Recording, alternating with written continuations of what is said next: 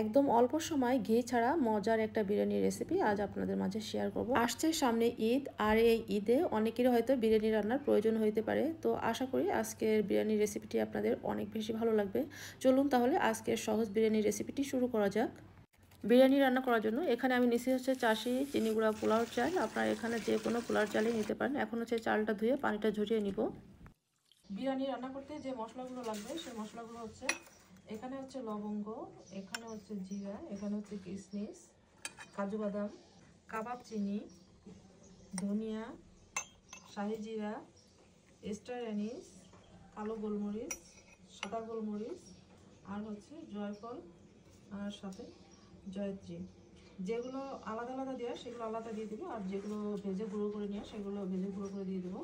তো আমি এই 4টে জিনিস হচ্ছে সরাই ফেলবো। এখানে হচ্ছে লবঙ্গ, এগুলো দেবো হচ্ছে আস্ত, এই কাবাব চিনিটাও আস্ত দিয়ে দিব, কিশমিশটাও আস্ত দিয়ে দিব, আর এই বাদামটা হচ্ছে গুঁড়া করে দেবো। আর এই যে মশলাগুলো, এই মশলাগুলো হচ্ছে হালকা ভেজে তারপর হচ্ছে গুঁড়া করে নিব।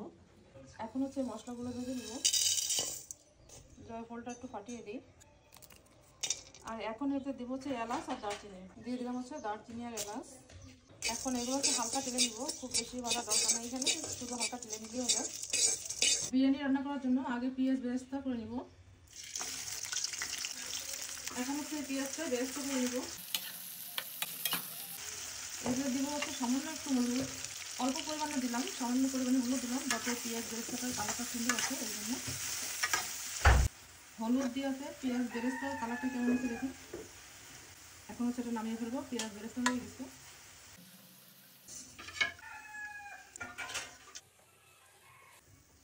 এই তেলটা দিয়ে হচ্ছে বিরিয়ানি রান্না করব। বিরিয়ানির মাংসটা আমি প্রেসার কুকারে রান্না করব, এতে করে মাংসটা সিদ্ধ হবে তাড়াতাড়ি এবং মাংসটা খেতেও ভালো লাগবে, মানে মাংসটা নরমও হয়ে যাবে। তো আমি বিরিয়ানিটা রান্না করবো হচ্ছে গরুর মাংস দিয়ে দিলাম হচ্ছে গরুর মাংস। এখানে তেল, চর্বি, হাড্ডি, মাংস সবই দিছি। মাংসগুলো কিন্তু একটু বড় বড় করেই কেটে নেওয়া লাগবে, মানে বিরিয়ানি মাংস একটু বড় বড়ই হয়, এই দেখুন। আর আপনারা একই রেসিপি ফলো করে খাসির মাংস দিয়ে করতে পারেন বা মুরগির মাংস দিয়ে করতে পারেন।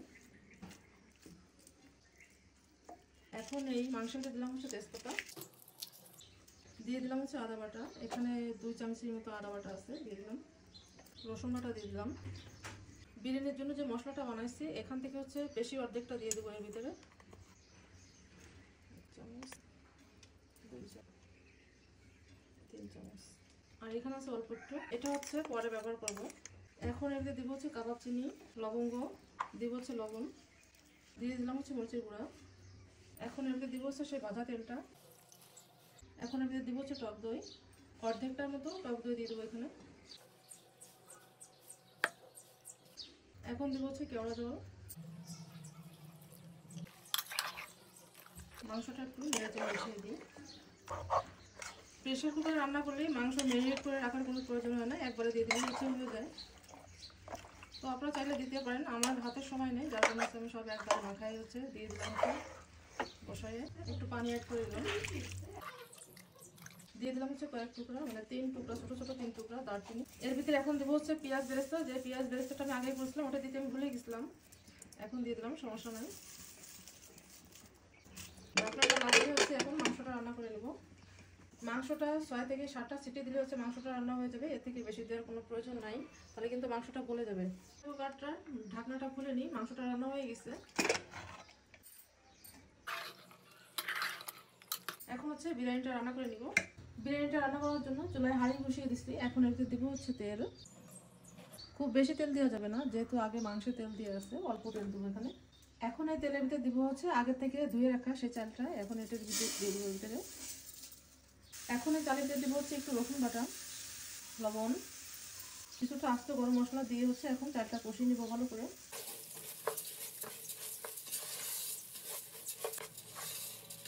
চালটা ভালো করে কষিয়ে নিয়ে এখন হচ্ছে এর ভিতরে মাংসটা ঢেলে দিব।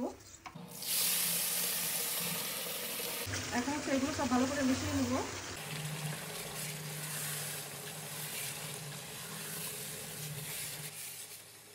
এখন হচ্ছে এর দেবো পানি, আর এটা হচ্ছে গরম পানি, ঠান্ডা পানি কিন্তু দেওয়া যাবে না।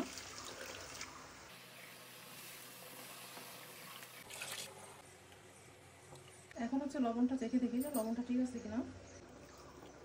এখন এতে দিব হচ্ছে কতগুলো কাঁচামরিচ, যে মশলাটা রেখে দিয়েছিলাম ওটা হচ্ছে দিয়ে দেবো এখন এর ভিতরে। এখন দেবো হচ্ছে কতগুলো আলু বোখারা। এই সব কিছু ভালো করে মিশিয়ে দিয়ে হচ্ছে এখন ঢেকে দেবো বিরিয়ানিটা হওয়ার জন্য। এখন এই বিরিয়ানিতে দেওয়ার জন্য একটা মা রেডি করে নেব। দেবো হচ্ছে বাদামের গুঁড়া, গুঁড়া দুধ, কিশমিশ, চিনি। এখন সেগুলো সব মাখিয়ে নেব।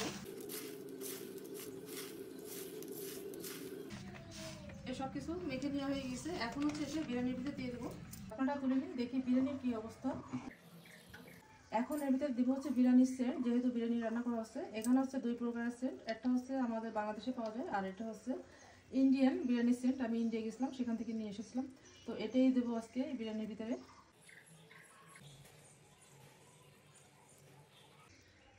এই সেন্টটা অনেক কড়া সেন্ট, খুব বেশি দেওয়া লাগে না, এবং মিষ্টি একটা সেন্ট। মানে এই সেন্টটা যে এত সুন্দর, আমি যখন কিনি তখন কেনার সময় আমি বুঝতে পারছিলাম যে সেন্টটা অনেক সুন্দর, আর দোকানদার তো বলেই দিয়েছিল আমাকে।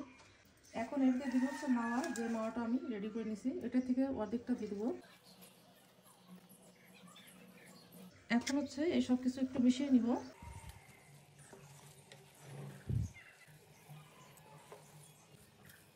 এসব মিশিয়ে নিছি। এখন হচ্ছে এটা ঢেকে দিব আবার। দমে দিয়ে কোনো জাল দেওয়া লাগবে না, এমনি যে এর ভিতরে যে গরমটা আছে এই গরমে হচ্ছে বিরিয়ানিটা হয়ে যাবে। এর জন্য এখন কোনো জাল দেওয়া লাগবে না। এখন ঢাকনাটা তুলে দেখি বিরিয়ানির কি অবস্থা, বিরিয়ানিটা পুরোপুরি হয়ে গেছে কিনা। বিরিয়ানিটা হয়ে গেছে, আর ভাতটাও দেখুন কি ঝরঝর হয়েছে। এখন এরপর দিব হচ্ছে যে মাওয়াটা আমি রেখে দিয়েছিলাম, ওটাই দিয়ে দেবো এখন এরপরে।